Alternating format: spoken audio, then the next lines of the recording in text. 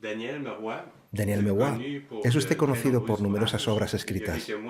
Hace unos meses ha publicado el gran libro de las terapias esenias y egipcias. ¿Cuáles son las razones por las que ha querido escribir este libro junto con su esposa Marie-Joanne Croteau?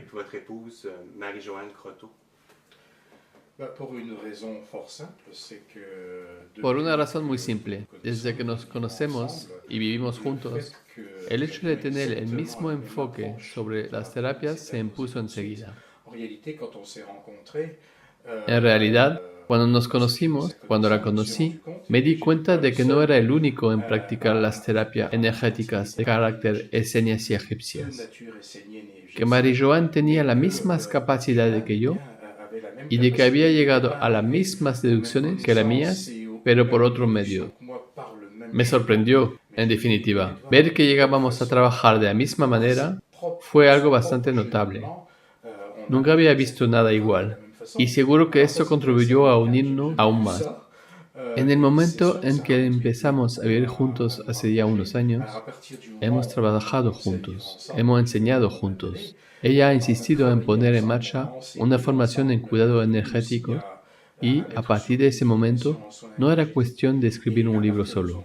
Debía ser el fruto de nuestro trabajo en común. Se impuso, no podía ser de otra manera. Es normal y lógico.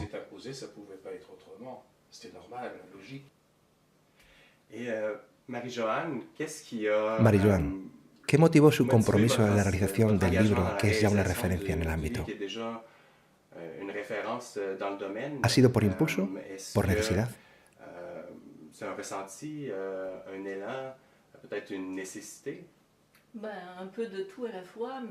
Pues un poco de todo a la vez. Pero sobre todo, lo que hay que saber es que al principio no he llegado a los cuidados esenios y egipcios porque fuese la mujer de Daniel Mébois, sino porque, como ha señalado Daniel antes, tenía conocimientos innatos para los cuidados, desde mi nacimiento, tan lejanos como pueda recordar. Un poco más tarde estudié letras, bellas artes y farmacia. Trabajé durante 11 años en traumatología, en la unidad de reanimación, en urgencias y en la unidad de cuidados intensivos de un gran hospital de Quebec. Acompañaba a los enfermos en sus últimos momentos antes de morir. Y trataba a la gente en mi casa de manera discreta, con sencillez. Recibía a la gente y por casualidad, pero no hay casualidad, en algún momento oí hablar en el año 86 de los libros de Daniel Mébois. En aquella época estaba embarazada de mi hija Virginia y fue mi ginecólogo quien me habló del libro de los 9 peldaños. Me dijo: ¿has leído el libro Los 9 peldaños de Daniel Mébois? Le dije que no, y entonces me dijo él que me lo aconsejaba. Así que lo leí entero, y eso facilitó enormemente mi embarazo. Daniel Mébois era un nombre que me intrigaba, por lo que me leí todos los libros que precedieron: Memorias de Esenio, Relatos de un viajero por el mundo astral, Tierra Esmeralda, etc. Pero sin realmente ver al autor, porque hasta leer Los 9 peldaños no había visto ninguna foto suya. Por tanto, Daniel Mébois era para mí alguien abstracto, me refiero en cuanto a su imagen. En el año 2000, tras la publicación del Evangelio de María Magdalena, sentí una llamada. Me pregunté cómo podía ponerme en contacto con Daniel. Voy a escribirle un correo, pero como debe recibir muchos correos, decidí escribirle poniendo en el asunto la Magdalena. Tranquilizaros, no es que estoy diciendo que sea la reencarnación de María Magdalena. Quería más bien llamar su atención sobre el hecho de que esta energía me hablaba para hacer algo. Eso sí, fue un impulso. Le escribí y 10 minutos más tarde Daniel me contestó. Le pregunté que si le interesaba dar una conferencia en Quebec sobre un tema de María Magdalena. Y de repente nos conocimos un poco más intercambiamos algunos cuidados y pudimos hablar de ellos. Ahí fue cuando nos dimos cuenta de que teníamos los mismos conocimientos. Nunca he practicado cuidados, ni tampoco he asistido a ninguna clase teórica para saber cómo se debía tratar. Era como una canalización y me di cuenta de que para Daniel también. Desconocía su historia de cuidados, por lo que hablamos de ello y pudimos así comparar nuestra manera de tratar a las personas. Era como una canalización y me di cuenta de que para Daniel también. Desconocía su historial de cuidados, por lo que hablamos de ello y pudimos así comparar nuestras maneras de tratar a las personas. No volvimos a vernos desde el año 2003 hasta el año 2005, en que nos volvimos a ver. Decidimos vivir juntos, porque hay encuentros importantes, encuentros que no podemos negar. Incluso cuando cambiamos de vida, siempre es para seguir adelante. Cuando le damos vueltas a algo, hay que avanzar. Entonces hicimos nuestro camino. Un día, en el armario de nuestra casa, vi que había dejado todas las grabaciones de sus primeras canalizaciones, de sus enseñanzas, de los tratamientos esenios que recibió de nuestros amigos de allí arriba, los Elohim.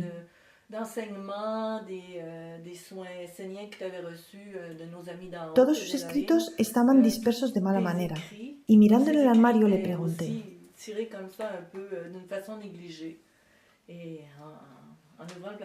¿qué es esto, Daniel? ¿Por qué lo has dejado en blanco? Él me contestó: oh, ya no es importante de todas formas.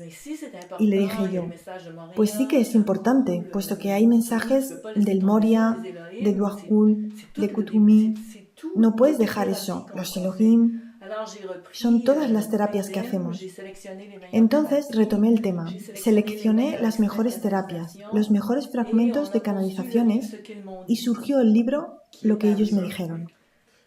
Más tarde, en el año 2008, empezamos con la idea de iniciar la formación de las terapias esenias y egipcias en Francia.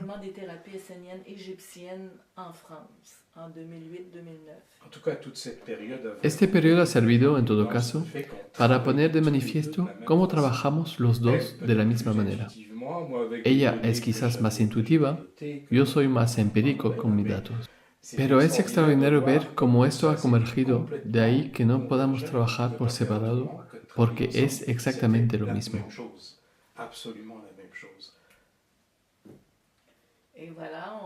Y así fue. Hemos tenido alumnos, hemos creado los tratamientos desde el 2009 hasta el 2011, hemos seguido recibiendo los tratamientos de nuestros amigos de allí arriba, los Elohim. Hablas de ello en lo que ellos me dijeron. Hablas de ello en varios libros, aquellos que siempre van con nosotros y que hemos escrito. Son tratamientos que acompañan un poco más las enfermedades del siglo XXI, enfermedades muy presentes que se han ido desarrollando a lo largo de estas últimas décadas y que hemos adaptado, como el asma, la apnea del sueño, la diabetes, la infertilidad, la próstata y el tratamiento del abandono que hemos añadido juntos y que ha sido dado a Shlomit, María Salomé, si habéis leído el libro del Testamento de las Tres Marías de Daniel.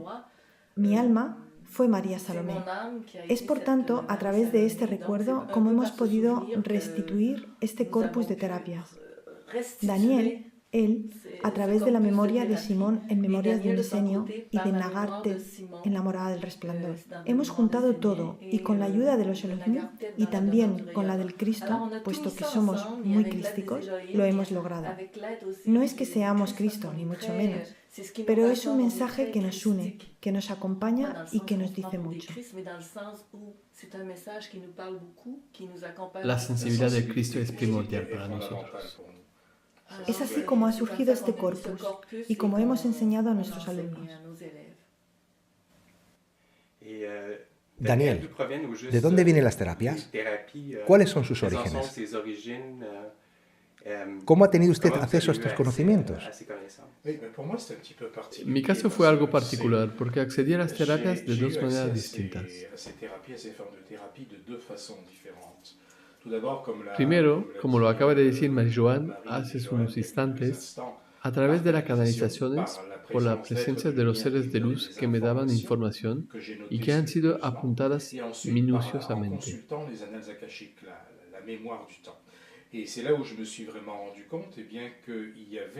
Y luego, consultando los anales akáshicos, la memoria del tiempo, fue en ese momento cuando realmente me di cuenta de que esos métodos terapéuticos ya eran utilizados tanto en el antiguo egipcio, de la época del faraón Akenatón, como por los esenios. Los esenios fueron una escuela mística cuyo maestro fue, para lo que a lo mejor no lo sabéis, Jesús. Evidentemente, a primera vista, no se aprecia muy bien cómo ha podido haber históricamente un flujo de información entre los egipcios de Akenatón y los esenios que eran originalmente hebreos, judíos. Todo esto ocurrió por medio de Moisés y de sus prójimos. Todo el mundo conoce la famosa historia, la migración de los hebreos de Egipto hasta la tierra palestina de entonces. Fue en este momento cuando ocurrió esta transición. Existía verdaderamente un parentesco entre los conocimientos de Moisés, que era de origen egipcio, y la sensibilidad de una facción de los hebreos de aquella época. Se llevó a cabo en secreto, de manera no oficial.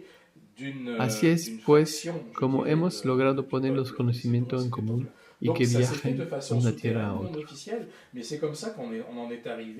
Así, con el paso del tiempo, he podido reunir información por telepatía y a partir de mensajes captados en la memoria del presente, y he empezado a montar lo que se iba a hacer, junto con el trabajo de Marie-Joanne, un verdadero corpus, como decía ella, que puede todavía ampliarse. Al principio, no era consciente del todo de la importancia que representaba el conjunto de datos, y reconozco que he necesitado su intervención para darme cuenta efectivamente que ahí había muchas cosas, y que hubiera sido realmente estúpido haberlo dejado todo en un armario. Entonces el libro, poquito a poco, la idea del libro en común, se fue desvaneciendo, hasta el día en que se convirtió realmente en una evidencia.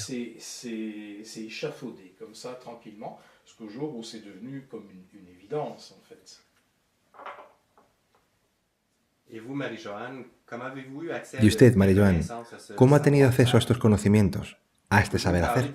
¿Puede hablarme de su experiencia sobre cómo vive estos cuidados?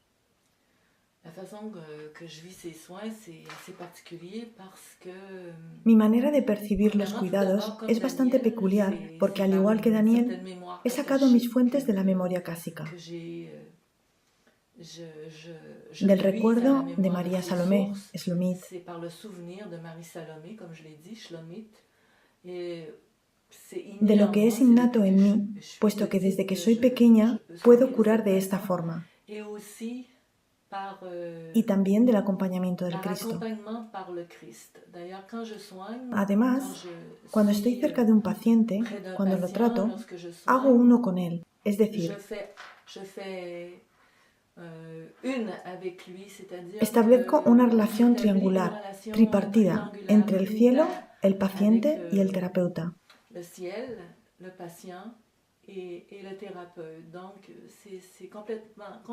Es un intercambio continuo entre el cielo, que pasa por el corazón del terapeuta, y que va dirigido al paciente, que se revitaliza luego en el cielo.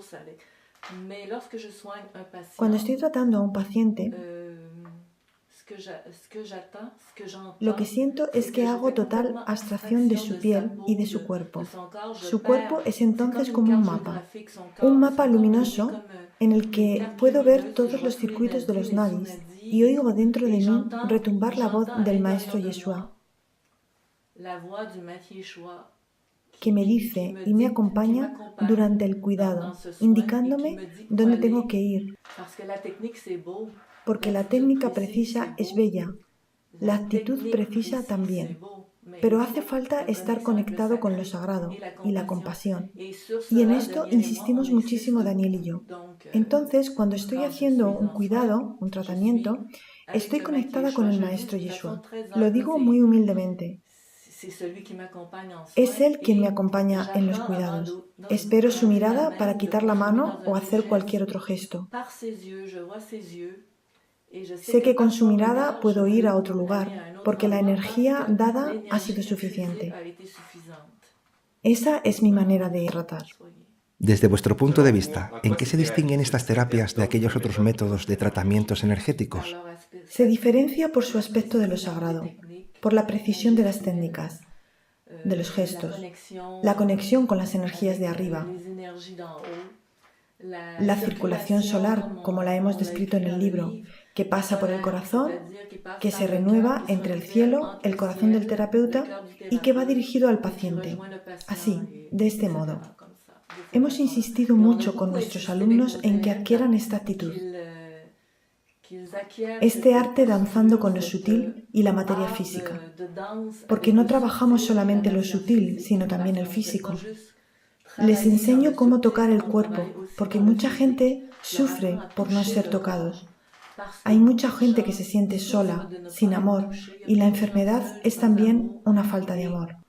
Tocamos, por tanto, mucho a nuestros pacientes, y es ese aspecto trinitario y sagrado que los alumnos lo han entendido bien y lo han integrado. Es realmente muy conmovedor verlos trabajar, verlos integrar esta danza. Pensar que al principio me decían, pero Marie-Joanne, nunca seremos capaces de danzar de esta manera, ese arte. Nosotros no podemos aprender eso. Y ahora les digo, mirad, me fijo en el primer grupo de los cuales la mayoría son ahora terapeutas y profesores, y en el segundo grupo, y veo que todos lo han conseguido. Eso es lo que me hace muy, muy, muy feliz. Sí, esto es lo más notable en esta técnica, que combina a la vez una gran precisión en los gestos, unido a un conocimiento sutil, obligatorio y necesario de la anatomía sutil del ser humano, y al mismo tiempo una especie de fluidez que toma la rienda sobre los demás.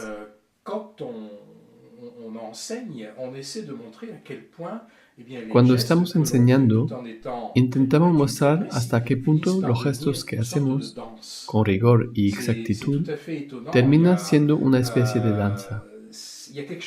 Es completamente sorprendente.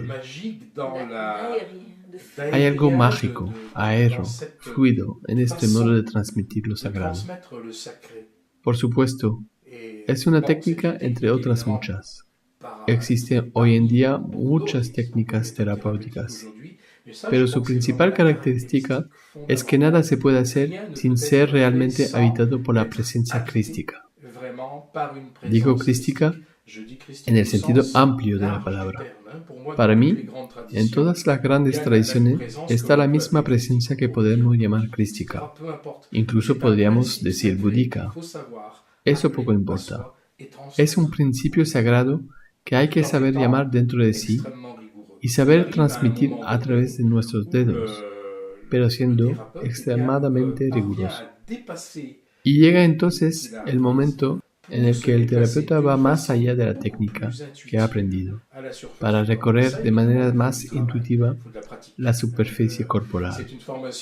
Para lograr eso, hace falta evidentemente mucho trabajo y práctica. Es una formación de 3 años, dividida cada año en 2 grandes sesiones, pero no significa que al cabo de esos 3 años uno sea necesariamente terapeuta.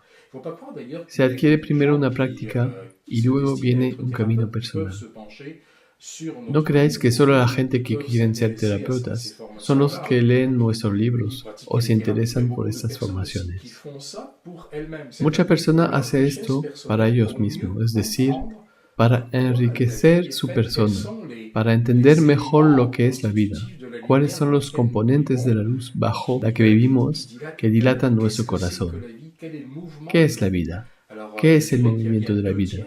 Puedo decir que hay 2/3 de las personas que se interesan por este trabajo, o bien por la escritura, o bien por las clases, que están realizando un trabajo personal, a lo cual ayuda realmente.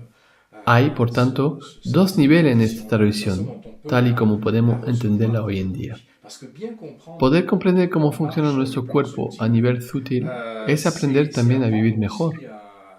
En cierto modo, es aprender a entender mejor las dificultades de los demás y a veces saber encontrar actitud o gestos que nos ayuden a nosotros o a los demás. Es una especie de penetración en la comprensión de las leyes sutiles de la vida. En cuanto a los requisitos, Nosotros no pedimos realizar ningún taller previo u otras cosas antes de la formación. Para nuestros cursos de formación en terapia esenia y egipcia, utilizo más bien la intuición. Pido una foto, me fijo en la mirada, miro un poco su trayectoria, pero sobre todo su intención de corazón, de apertura, y las capacidades que creo puedo detectar en ella. Y muchos, sin haber hecho talleres para prepararse, lo logran, porque las terapias son en sí un modo de sanarse interiormente. Las terapias nos mueven interiormente muchísimo. Nuestros alumnos han pasado por fases extremas, lágrimas, alegrías, desalientos. Es un método de transformación interior a la vez que un método de aprendizaje de las terapias. Es un laboreo de la personalidad y lo vemos perfectamente al finalizar los 3 años de formación. Los alumnos que han seguido todo el proceso ya no son los que se apuntaron al principio. Han cambiado, incluso físicamente. Lo podemos ver en las fotos. Hay una metamorfosis que se produce cuando jugamos realmente el juego y que no somos simplemente alguien que viene a tomar notas o a ver cómo posicionarnos las manos, si la ponemos aquí o allí. Eso es una fase, pero no es gran cosa si lo comparamos con todo lo que sucede. Además, estás hablando de las formaciones que estamos haciendo, pero ahora vamos a pasar el relevo a otros. Tras esta formación que termina en primavera 2014, nos retiramos de estas formaciones, por lo menos en Francia y en Europa. Seguiremos haciendo una aquí en Quebec. Pero para las del continente europeo, hemos pasado las riendas a algunas de las personas que hemos ido formando y en quien tenemos plenamente confianza, evidentemente entre nuestros mejores alumnos. Por tanto, para aquello interesado en Europa, saber que no vais a tratar con nosotros directamente, sino con aquellas personas de confianza que hemos ido formando. Pero para aquellos interesados en Europa, nada os impide venir y hacer vuestra formación en Quebec. Algunos lo hacen. Cruzan el Atlántico 2 veces al año. Nosotros lo hacemos 4 o 5 veces al año. Daniel, ¿cuáles han sido tus retos y tus alegrías en la redacción del libro? ¿Ha sido todo esto una aventura? Redactar cualquier libro es una aventura en sí, porque sabemos, más o menos, de dónde partimos, pero no sabemos ni hacia dónde vamos ni cómo hacerlo. Creo que para mí la dificultad de este libro ha sido la claridad, es decir, me esforzaba en ser lo más claro posible, porque este trabajo de terapia que he llevado a cabo con Marie-Joanne y que hemos intentado exponer es un trabajo relativamente complejo y con técnicas muy precisas. Por tanto, el verdadero reto ha sido redactar claramente las explicaciones del texto explicativo y luego diseñar cada dibujo. Hemos tenido que trabajar con un modelo en vivo, hacer fotos, con la posición de las manos, etc. Luego, hemos tenido que pedir a un dibujante que traduzca lo que expresaba la foto, utilizar toda una simbología, puntos de referencias, flechas, círculos, números, etc.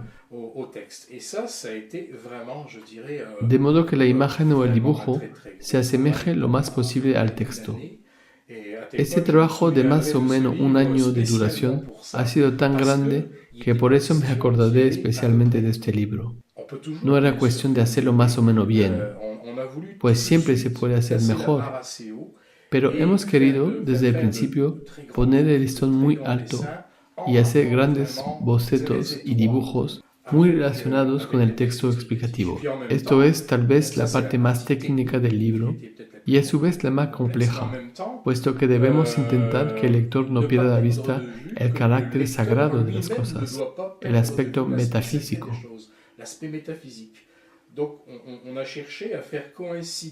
Hemos intentado pues que coincida una serie de cuidados con las imágenes, dibujo con citas que han sido tomadas de algunos de mis libros, procurando resaltar siempre la filosofía y el contexto. Al mismo tiempo, hay una necesidad en este libro que nos ha costado muchísimo aclarar. todo el aspecto metafísico, la constitución sutil del cuerpo humano, sin olvidarnos del proceso de preparación antes de empezar las técnicas de cuidado en sí. Es por eso que este libro, cuando lo hemos dado a luz, podemos hablar de parto, ha requerido de un trabajo enorme. Tengo la impresión de que los lectores lo han apreciado mucho, porque hasta ahora el libro ha despertado gran interés.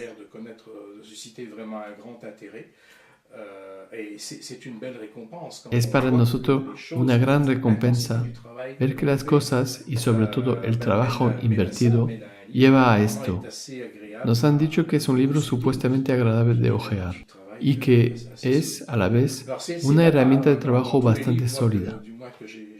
De todos los libros que he escrito, este es para mí un libro especial. También lo es para Marie-Joanne, puesto que hacer su primer libro le ha conmovido. Hacer un trabajo como este entre las dos personas es una gran aventura, pero luego, crear una herramienta así de concreta no es pan comido.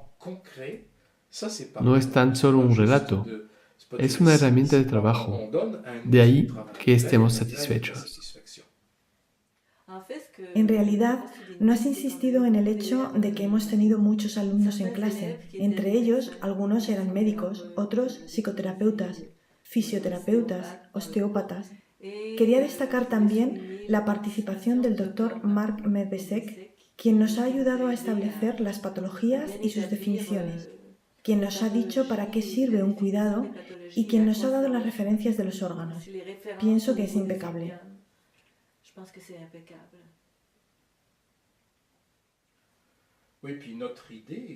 Sí, y nuestra idea es de enseñar tanto al lector como a nuestros alumnos que no concebimos que un tipo de medicina o de terapia pueda excluir a otras. El hecho de que enseñemos este método no significa que estemos convenciendo a nadie de alejarse de nuestra medicina occidental.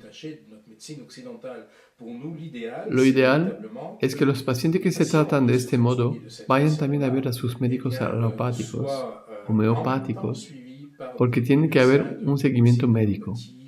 No podemos pretender ser lo que no somos, y médicos no somos. Tan solo tenemos una técnica maravillosa que nos ha sido ofrecida. Si la medicina puede luego comprender y controlar el trabajo que se ha hecho, estupendo. Es lo que deseamos. En nuestro mundo hay, hoy en día, cada vez más médicos, más fisioterapeutas, psicólogos, que se están abriendo cada vez más a este tipo de trabajo. Yo creo que la medicina del futuro debe ser una medicina que reúna todos estos puntos de vista que vemos reflejados en el ser humano. En todo caso, es algo que queremos destacar, porque la cuestión no es decir, es esto y punto. No, es una forma de terapia extraordinaria, pero no elimina nada de su alrededor. No somos taumatólogos. No, no lo somos, está claro. Pero eso no nos impide enseñar cómo hacer este hermoso trabajo que ayuda al ser humano a portarse mejor, a entender el sentido de su enfermedad, a descubrir de qué está hecho. ¿Es importante para vosotros que vuestros conocimientos se extiendan tan lejos como sea posible? Creo que sí, porque más allá del conocimiento que permite difundir, como lo has dicho, para nosotros hay una cuestión de cambio de conciencia. Cuando tratamos un tema como el que se está tratando en este libro de las terapias esenias y egipcias, estamos obligados a mirar el mundo de otra manera, una mirada innovadora, una mirada que pone un poco de orden en nuestra cabeza en relación a todos los conocimientos adquiridos, en relación a los estados emocionales contaminantes a veces, en relación a un estado de espíritu o estado mental condicionado por algunos conceptos. Por tanto, para nosotros es importante difundir estas informaciones lo más lejos posible, porque incita, creo yo, a un cambio de conciencia actual que es lo que se necesita en nuestro mundo. Es pues, como decíamos antes, una herramienta de terapia, pero es también una herramienta de transformación global ya que nos permite apreciar desde otro punto de vista lo que es la vida. Y eso es, creo yo, fundamental hoy día, ya que debe expandir las fronteras interiores. Daniel, ¿no teme algunos escollos al difundir ampliamente estos conocimientos? Escollos siempre hay. En el momento que hacemos algo, vienen los pros y los contras. Seguro que cuando difundimos conocimientos tan precisos y métodos de tratamiento como estos, inevitablemente habrá gente que juegue a ser aprendiz de terapeuta. No podemos dejar, creo yo, de reflexionar, de difundir algunas informaciones sin que haya gente más o menos hábil, más o menos, no sé cuál es la palabra, bien centrada, que van a utilizar eso. Siempre hay en todo lo que hagamos la otra parte de la medalla.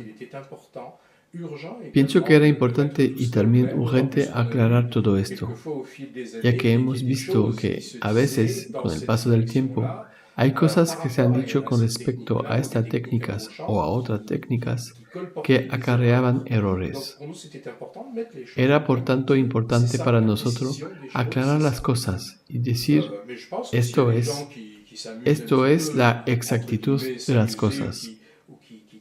Pienso que hay gente que se divierte un poco, entre comillas, o hacen como el que trabaja con esto sin tener mucha experiencia. No es un método agresivo, no hay ningún riesgo en sí. El único riesgo que existe es que no sea para nada eficaz. Estas personas dejarán de hacer lo que hacen porque hay que tener fe en eso, para que realmente ocurra algo. Es cierto que o bien llevas contigo este tipo de terapias, o bien es algo efímero. En todo caso, lo que sí es seguro es que no son nocivas. Marie-Joanne, el gran libro de las terapias esenias egipcias es la continuidad de la formación que ha puesto en marcha hace ya unos años. ¿Cómo ha podido su experiencia como profesora contribuir al libro?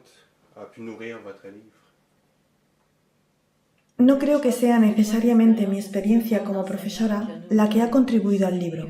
Es más bien mi propio conocimiento sobre las terapias. Y como lo decíamos antes con Daniel, ha sido sobre todo la colaboración mutua, esa fusión que teníamos a la hora de trabajar con las terapias y la energía crística, la que ha permitido escribir este libro, escribirlo conjuntamente y ponerse de acuerdo sobre todas las notas físicas o sutiles de este libro. Daniel, ¿cuál es la vía que le gustaría que desarrollasen los que leen su libro?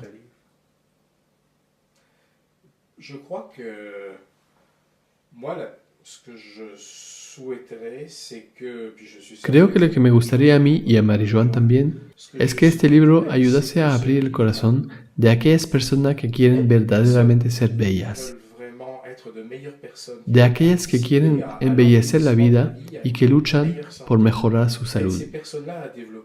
Pienso que este libro es también una herramienta que va infinitamente más allá de la práctica de las terapias. El enfoque que me gustaría que los lectores siguiesen es este.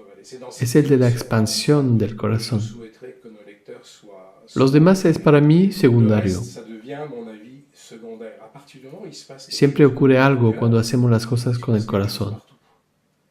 La conciencia pierde sus escamas y nos abrimos a una multitud de cosas nuevas. En realidad es compasión. No es únicamente empatía, es también compasión. Es el estallido del corazón. Es amar a la otra persona, amarla como si fuéramos nosotros. La unidad debe hacerse de manera más colectiva, puesto que es el sufrimiento del planeta. Pienso, por tanto, que este libro de terapias enseña verdaderamente a recibir al otro. Es como un capullo de amor. Así lo hemos pensado, así lo hemos deseado y creo que así ha sido acogido.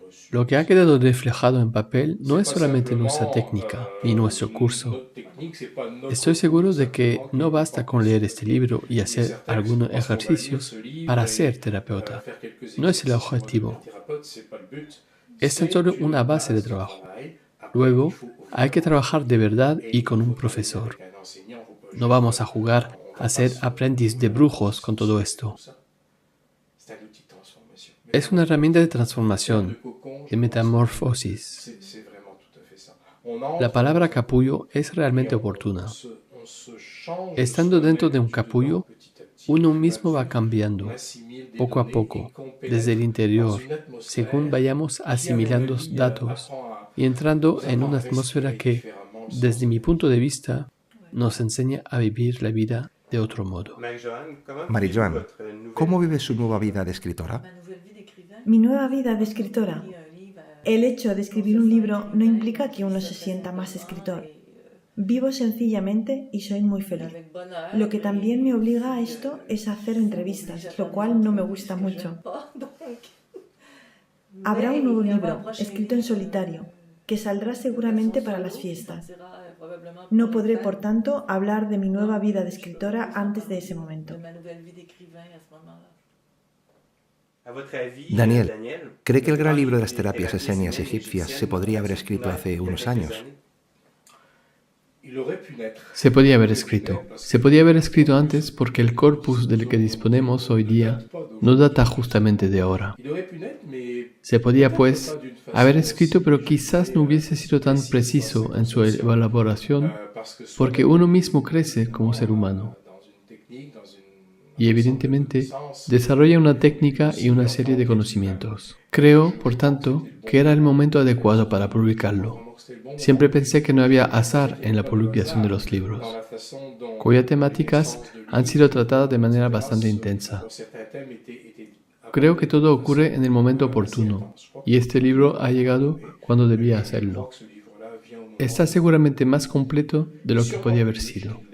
También está el hecho de que se han añadido más tratamientos. Marie-Joanne, Daniel, ¿tenéis pensado nuevos proyectos literarios?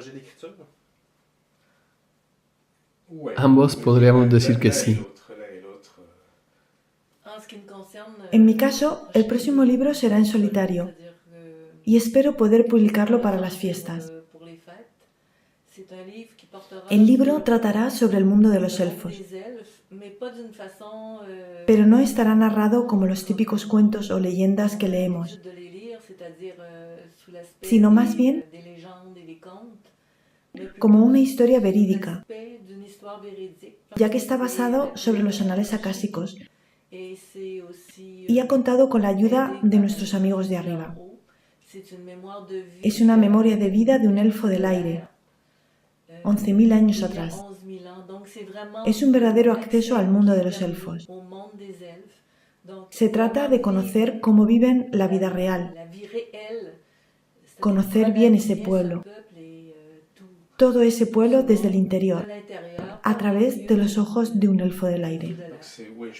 La característica de tu trabajo es esa introducción de la conciencia en el interior del mundo de los elfos. Además, desde mi punto de vista, creo que es algo que nunca se ha hecho. Esa es la razón por la que encuentro su proyecto extraordinario. Nos ofrece la posibilidad de comprender mejor cuáles son las fuerzas de la naturaleza, de dónde vienen y cuáles son su forma de vida. La cuestión no es, por tanto, solamente satisfacer una curiosidad. No, nos va a ayudar, creo yo, a respetar más la naturaleza, o al menos algunos de sus aspectos. El mensaje, pienso, es una apertura de nuestro mundo a ese mundo. Creo que hay que dar ese paso, aceptar la existencia de ese mundo como algo real y no como una leyenda.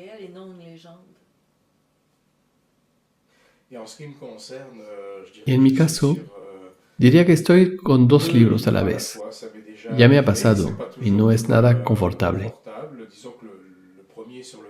El primero, sobre el que estoy trabajando actualmente, se va a llamar Las 108 Palabras de Cristo.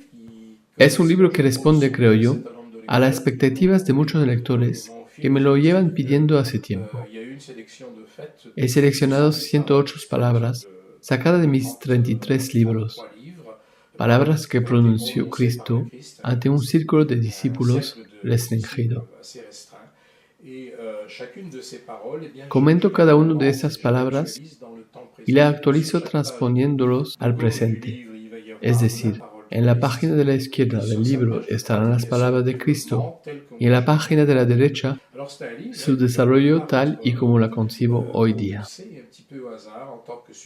Es entonces un libro para consultarlo aleatoriamente, como apoyo a la reflexión y a la meditación. Este es el proyecto de este año. El otro proyecto que está en proceso hace ya 7 o 8 meses es quizás el tema más delicado, el más difícil, el más improbable que nunca haya tratado. No voy a contaros mucho. Voy tan solo a daros el título que he pensado hoy.